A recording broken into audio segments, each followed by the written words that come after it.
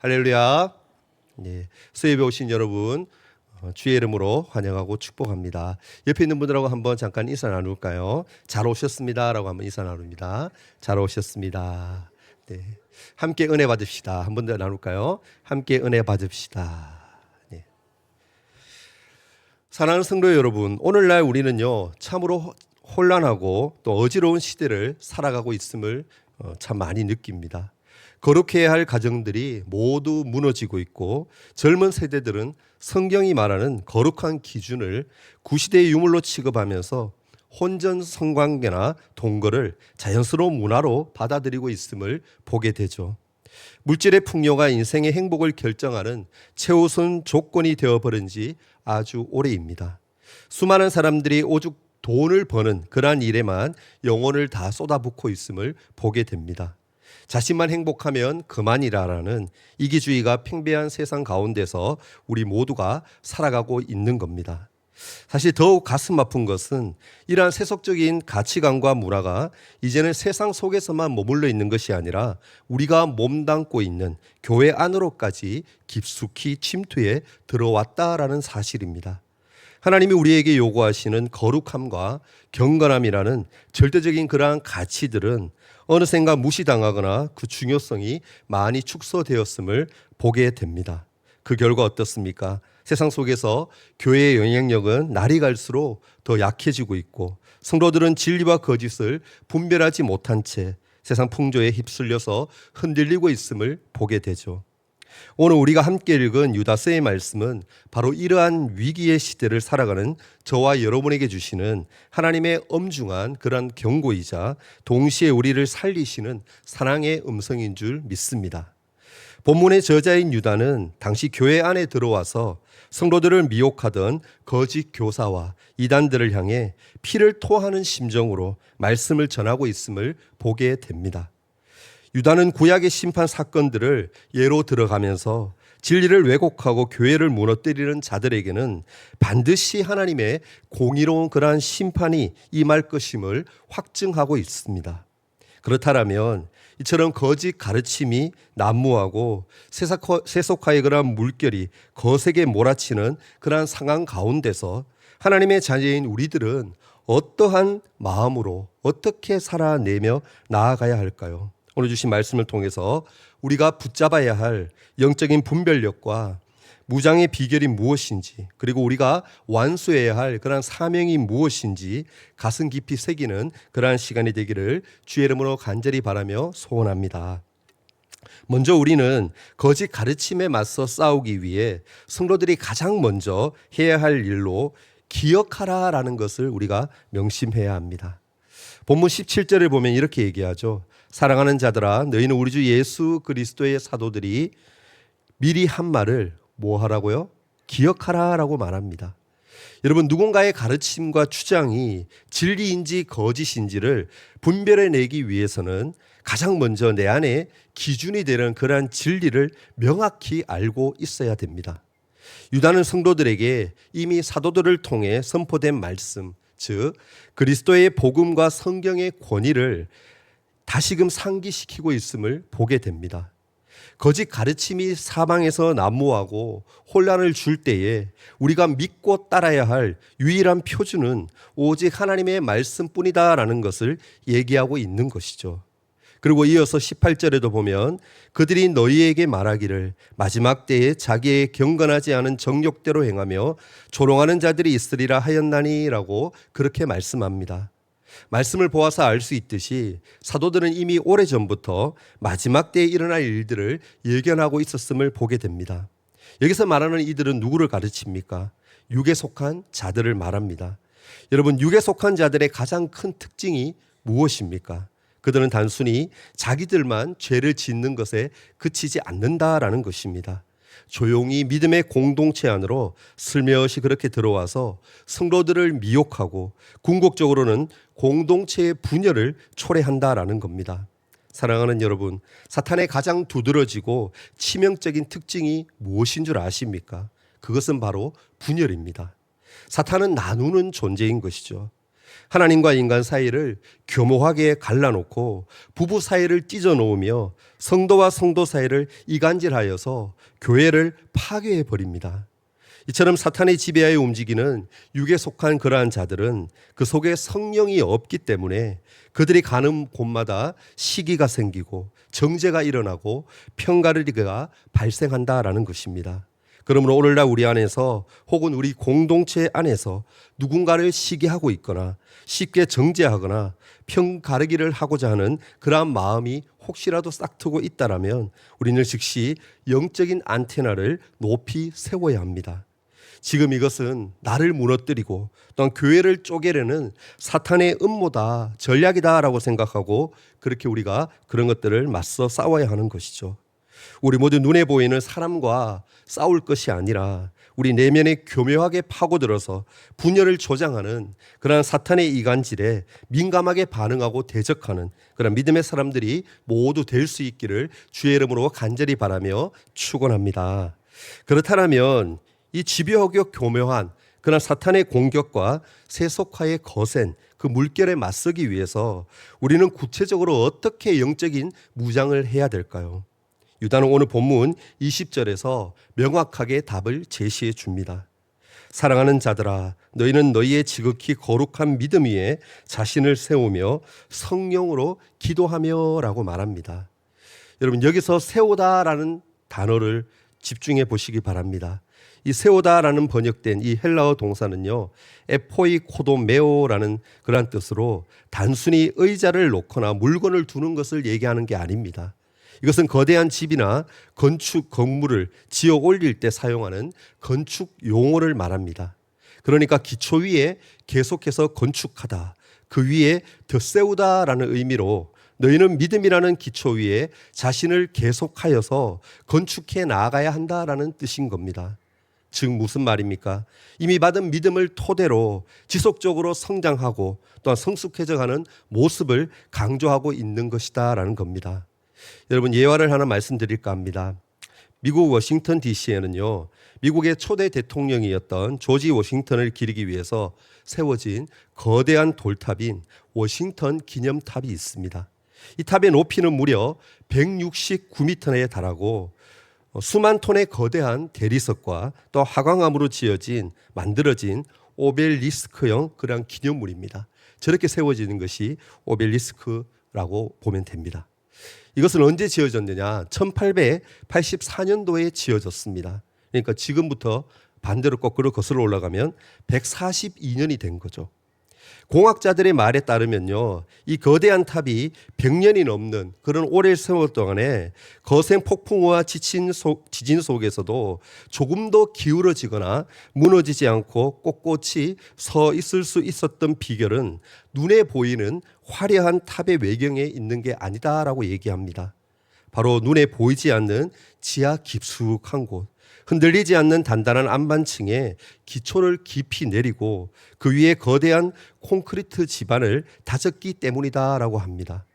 만약 기초가 진흙탕이나 모래 위에 세워졌다라면 그 거대하고 무거운 돌탑은 아마 자신의 무게를 견디지 못하고 아마 순식간에 무너져 내렸을 겁니다. 사실 우리의 신앙의 집도 여러분 마찬가지입니다. 흔들리는 지면이나 견고하지 못한 세상의 가치관 위에서는 그 어떤 신앙의 건물도 안전하게 서 있을 수가 없다라는 것이죠. 오늘날 수많은 성도들이 작은 그러한 유혹에도 쉽게 넘어지고 이단의 또한 말 한마디에도 흔들리는 이유는 그들의 신앙의 기초가 반석 위에 바르게 세워지지 않았기 때문인 줄 믿습니다.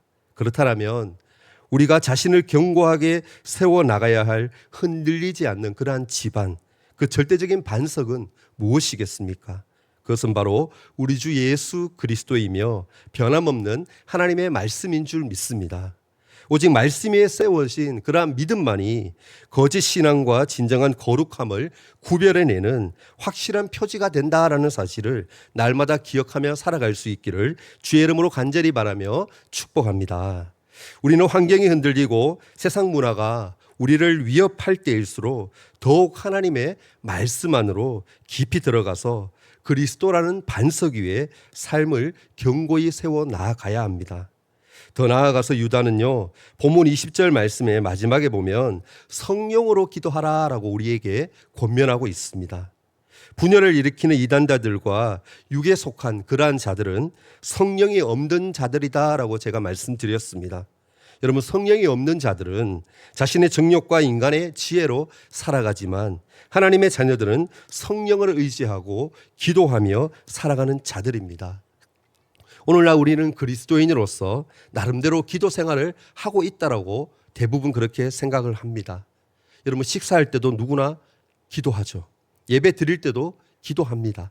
그러나 우리가 점검해 보아야 할 것이 있는데, 그것은 내가 지금 형식적인 기도를 하고 있는지 아니면 성령 안에서 힘써 기도를 하고 있는지를 고민해야 한다라는 것이죠. 여러분, 성령으로 힘써 하는 그러한 기도는 나의 정욕을 채우기 위한 그러한 기도가 결코 아닙니다. 내 뜻을 또한 관철시키기 위한 그러한 기도도 아니죠. 이것은 우리의 완벽한 모범이 되시는 예수님처럼 하루 중 일정 시간을 구별하여서 떼어놓고 오직 하나님 앞에 단독으로 마주 앉는 것입니다. 하나님과 독대하는 것이죠. 인간의 중요한 결정이나 인생의 중요한 결정이나 어떤 사역에 앞서서 내 경험과 지식을 모두 다 내려놓고 성령님의 완전한 도우심과 지혜를 철저히 구하는 것이죠. 여러분, 사도 바울은요, 데살로니가전서 5장 17절 말씀에서 우리에게 무엇라고 얘기합니까? 쉬지 말고 기도해라라고 말합니다. 왜 그렇습니까? 기도의 줄이 끊어지는 순간 우리는 영적으로 무방비 상태가 되어서 세속화의 거센 바람에 밀려갈 수밖에 없기 때문입니다. 여러분, 성도가 기도의 자리를 지키고 성령으로 힘써 나아갈 때 하나님은 죄악을 이길 힘을 우리에게 반드시 주십니다. 그리고 거짓을 분별할 지혜 또한 주십니다. 어떠한 사탄의 그런 불알살도 능히 이겨낼 수 있는, 막아낼 수 있는 강력한 그런 영적 방어망을 형성해 주시는 것이죠. 여러분, 바라기는 기도라는 강력한 무기를 날마다 잘 무장하여서 어떠한 공경에도 능히 이기는 그러한 믿음을 가질 수 있는 우리 모두가 될 수 있기를 주의 이름으로 간절히 바라며 축복합니다. 이렇게 말씀과 기도로 영적 무장을 한 성도들에게 유다는 교회의 울타리를 넘어 세상을 향해 그리고 낙심한 지체들을 향해 행해야 할 아주 중요한 사명을 부여합니다. 본문 22절과 23절 말씀인데요, 우리 함께 한번 읽어보도록 하겠습니다. 자, 시작. 어떤 의심하는 자들을 긍휼히 여기라. 또 어떤 자를 불 속에서 끌어내어 구원하라. 또 어떤 자를 그 육체로 더럽힌 옷까지도 미워하되 두려움으로 긍휼히 여기라. 이 말씀처럼 거짓 가르침에 맞서 싸우는 성도의 자세는요, 결코 차가운 정죄나 비판으로 끝나서는 안 됩니다. 유다는 거짓 그런 가르침과 세상화의 그런 물결에 미혹되어 흔들리는 성도들을 향해서 긍휼한 마음을 품으라라고 당부하고 있습니다. 여기서 말하는 긍휼은 단순히 긍휼히 여기는 감정에 머무는 것이 아닙니다.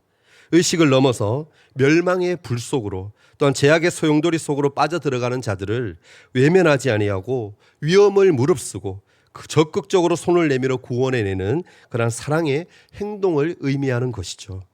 예언을 하나 말씀드릴까 합니다. 인도 빈빈가에서 평생을 바치고 그렇게 사신 마더 테레사 수녀의 일화인데요. 어느 날 테레사 수녀는요, 길거리를 지나가다가 하수구 옆에서 쓰레기 더미 속에 또한 버려져 죽어가고 있는 한 나병 환자를 발견하게 됩니다. 그 환자의 몸은 이미 너무나 심하게 부패되어져서 구더기가 들끓고 있었고 지독한 악취 때문에 지나가던 모든 사람이 코를 막고 멀리에 피해가던 그러한 상황이었습니다. 그러나 테레사 수녀는요, 하나의 망설임도 없이 그 썩어가는 몸을 자신의 품에 안습니다. 그리고 정성스럽게 그를 닦아주고 상처를 싸매어 줍니다. 주변에 지나가는 사람들이 이렇게 얘기합니다. 너무 위험하고 더럽지 않나라고 묻습니다. 그러자 테레사 수녀는 이렇게 대답합니다. 내 눈에는 이 사람의 썩은 살이 보이는 것이 아니라 이 고통의 불길 속에서 신음하며 제발 구원해 달라고 외치는 한 영혼의 모습이 보입니다. 나는 이 영혼을 불 속에서 그대로 죽게 내버려 둘 수 없습니다. 라고 그렇게 얘기했다고 합니다. 여러분, 예수 그리스도 안에 있는 교회 공동체의 사명이 바로 이것이 아닐까요? 우리 주변에는요, 한때 신앙생활을 너무 잘하다가 또한 이단의 정교한 교리에 미혹되어서 교회를 떠난 이들이 의외로 많이 있습니다. 또한 혹은 세상의 정욕과 물질 문명에 너무 눈이 먼 나머지 영적인 불 속으로 걸어 들어가는 지체들이 많이 있음을 보게 됩니다. 우리는 그들을 향해서 어리석거나 정죄하거나 또한 손가락질해서는 절대로 안 됩니다. 그들이 다시금 참된 복음의 진리 안으로 들어올 수 있도록 가슴을 치며 눈물로 기도하고 사랑으로 섬겨야 하는 것입니다.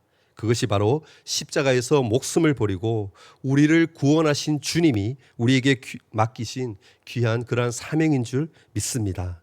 그리고 여기서 우리는 반드시 기억해야 할 영적인 주의사항이 또 있음을 보게 됩니다. 그것은 무엇입니까? 그 육체로 더럽힌 옷까지도 미워하되 두려움으로 긍휼히 여기라라는 것입니다. 이것은 거짓 교리에 빠진 사람들을 불쌍히 여기고 또한 돕되 그들의 죄악이나 거짓 교리에 내가 동화되거나 물들어서는 절대로 안 된다라는 뜻입니다.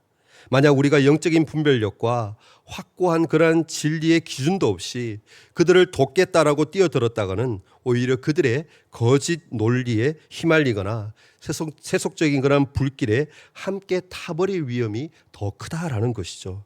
그러므로 우리는 어떻습니까? 자비를 베풀어 주되 하나님이 주시는 영적 지혜를 반드시 가지고 또한 두려운 마음으로 자신을 정결하게 지키는 선을 명확히 고수해야 합니다.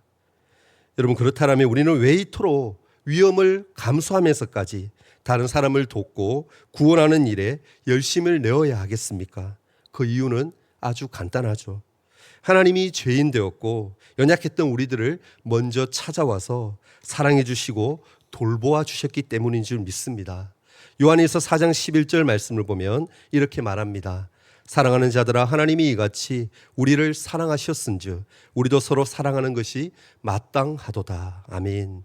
여러분, 이 말씀처럼 하나님이 독생자 외아들을 아끼지 아니하시고 우리를 위해 불 속에서 건져내어 주셨기에 우리가 서로 사랑하고 건져내는 것이 마땅한 그러한 일인 줄 믿습니다.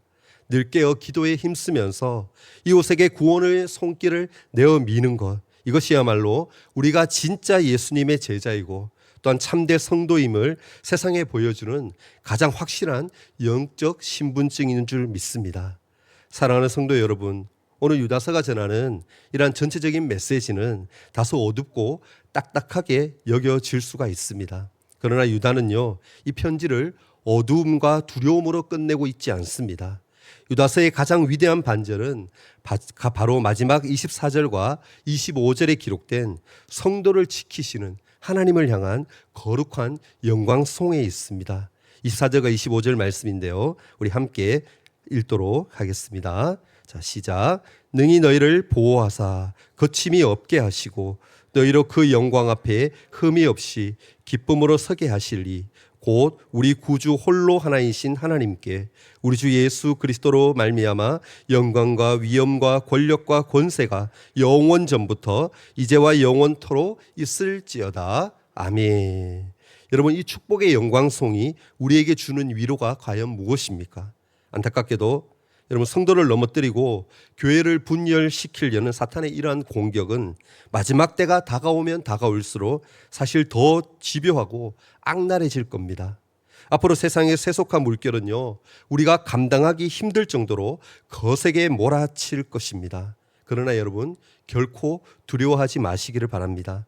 우리를 지키시고 보호하시는 하나님의 능력은요, 사탄의 그 어떠한 공격보다도 강하고 세상의 그 어떠한 파도보다도 높으신 줄 믿습니다. 우리를 영생으로 이끌어 주시고 이 험한 세상 속에서 끝까지 믿음을 지키게 만드는 것은 우리 인간의 연약한 의지나 노력이 결코 아닙니다. 오직 우리를 보호하여 주시는 주님의 자비하심과 전능하신 손길인 것이죠. 주님은 우리가 거친 풍파 속에서도 넘어지지 않도록 붙드시는 유일한 구원의 길이 되어 주십니다. 여러분, 참된 신앙에는 거룩한 수동성이 있다라는 것 알고 계십니까? 내 힘으로 세상을 이기려고 버둥거리는 것이 아니라 모든 역사의 주관자이시며 최후 승리자이신 주님 안에 온전히 머물면서 그분의 도우심을 잠잠히 기다리는 것이죠. 우리가 맡은 사명에는 최선을 다해서 충성하되 내 영혼의 구원과 보호에 대해서는 오로지 주님만 100% 의지하며 나아가는 것이 신앙의 가장 바르고 안전한 모습인 것이죠. 여러분, 하나님이 우리를 지켜주실 때에 이단 사상도 또한 공중권세 잡은 자들도 악한 세상 풍조도 결코 우리를 해하지 못할 것입니다. 우리가 싸워야 할 이 세상을 우리 주 예수 그리스도께서 십자가와 부활로 이기셨음을 믿음으로 받아들이는 우리 모두가 될 수 있기를 주의 이름으로 간절히 바라며 축복합니다. 여러분, 하나님의 진리를 따르는 사람에게는요, 특징이 있습니다. 그것은 무엇입니까? 늘 깨어 기도에 힘쓰는 것과 이웃 사랑을 실천하는 겁니다. 이러한 삶은요, 예수님이 보여주신 그러한 모범이기도 합니다. 예수님은 어떻습니까? 늘 시간만 되시면 기도하셨고 병들고 고통당하는 자들과 늘 함께 하셨습니다. 여러분, 우리가 기억해야 할 것은 예수님의 삶을 본받는 것만이 우리가 진리 안에 있다라는 증거가 된다라는 사실입니다. 알다시피 자녀의 안전을 염려하는 부모는요, 자녀에게 늘 나갈 때 뭐라고 얘기합니까? 조심해라 라고 얘기합니다. 여러분, 겁을 주려는 것이 아니라 아이가, 자녀가 안전하기를 바라는 부모의 마음 때문인 것이죠. 오늘 본문에서 유다도 성도들의 영적 안전을 크게 염려하고 있다는 것을 말씀을 통해서 알 수가 있습니다. 그래서 공동체 안에 숨어든 이단자들의 실체를 폭로하고 또한 그들의 영향권에 들어가지 않도록 경각심을 갖게 하는 것이죠. 우리가 거짓 가르침에 영향을 받지 않기 위해 힘써야 할 것들이 있습니다. 그것은 무엇입니까? 거짓 교사들의 출현을 이미 예언했던 사도들의 말을 기억하는 겁니다. 우리는 성경에 근거한 선한 지도자들의 가르침을 늘 기억하고 약한 자들의 의도를 간파할 수 있어야 됩니다. 성도를 세우는 믿음이란 예수님을 그리스도이시요 하나님의 아들로 인정하고 고백하는 믿음입니다. 여러분, 성령으로 기도하는 것은요, 늘 깨어있는 것을 의미합니다. 즉 믿음의 반석 위에 자신을 세우며 성령의 기도로 늘 깨어있음이 영적 힘이 된다라는 것이죠. 깨어있기만 하면 이단자들의 말에 쉽게 흔들리지 않습니다. 사랑하는 성도 여러분, 오늘부터 다시 시작할 수 있기를 바랍니다. 세상의 헛된 소리와 달콤한 가치관에 더 이상 귀를 내어주지 말고 사도들이 전해준 선한 가르침, 또한 이 변치 않는 생명의 말씀으로 여러분의 심령을 무장할 수 있기를 바랍니다. 흔들리는 모래 위에 더 이상 집을 짓지 마시고 영원한 반석이신 예수 그리스도 위에 여러분의 믿음을 굳건히 세울 수 있기를 바랍니다. 매일의 삶 속에서 형식적인 기도를 깨뜨리고 성령으로 깊이 기도함으로 하늘의 능력과 지혜를 공급받을 수 있기를 주의 이름으로 간절히 바라며 축복합니다. 그리하여서 변함없는 하나님의 거룩한 보호하심 안에서 굳건히 서며 또한 나만 겨우 구원받는 그러한 삶에 머무는 것이 아니라 세상의 죄악과 또한 이단의 불길 속에서 연약하여 넘어지고 죽어가는 지체들을 향해 기꺼이 구원의 손을 내미는 우리 모두가 될 수 있기를 주의 이름으로 축복합니다. 또한 이것이 성경의 분명한 가르침임을 기억하면서 하나님의 자비롭고 영광스러운 긍휼의 주인공들이 모두 될 수 있기를 주님의 이름으로 간절히 바라며 축원합니다. 아멘. 기도하겠습니다.